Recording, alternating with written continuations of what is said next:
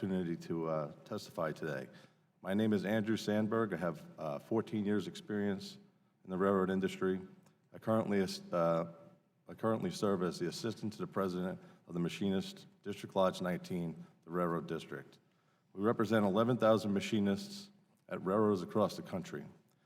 Primarily, we maintain, repair, and overhaul locomotives and track maintenance equipment.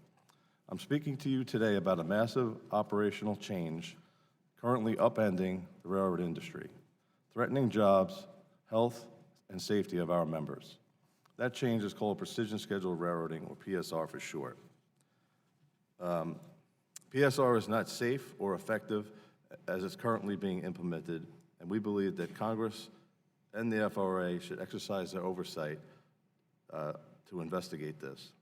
To be clear, our union supports efforts to efficiently operate the nation's railroads. We want the carriers to be profitable, as the profits lead to good raises and benefits for our members. However, we are concerned that the current PSR schemes are detrimental to the long-term outlook of the rail industry, putting short-term gains ahead of long-term success, furloughing thousands while degrading safety. In practice, PSR includes running longer trains on the strictest of schedules, pressuring customers to alter their operations to meet the railroad schedule, forcing employees to meet strict deadlines at all costs, and reducing headcounts to meet Wall Street's expectations to the point that each operation cannot function without forcing our members to work overtime. A few weeks ago, we coordinated with the Transportation Communications Union to conduct a survey of our members and allow them to tell us how precision scheduled railroading is affecting them. The responses are eye-opening.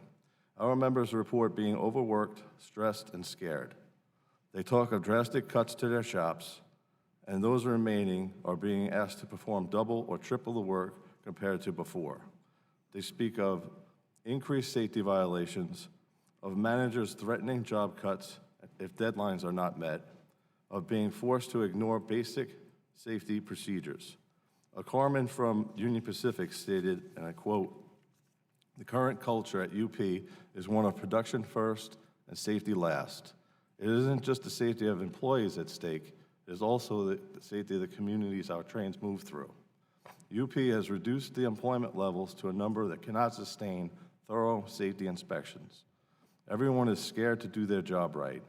If you try to, you get told, they will shut down your location just like they did in Hinkle, Oregon.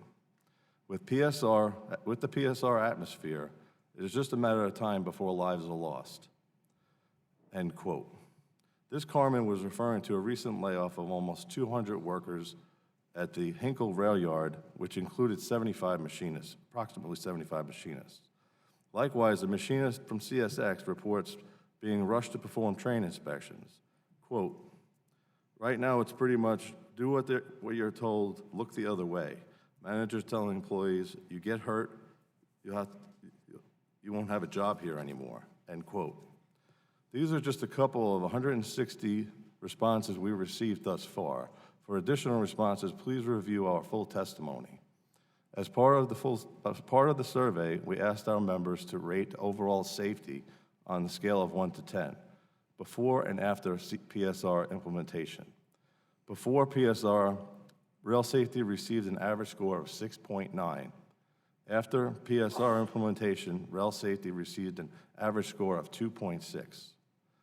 Finally, I suspect that industry representatives will point to data that cites how safety trends are improving.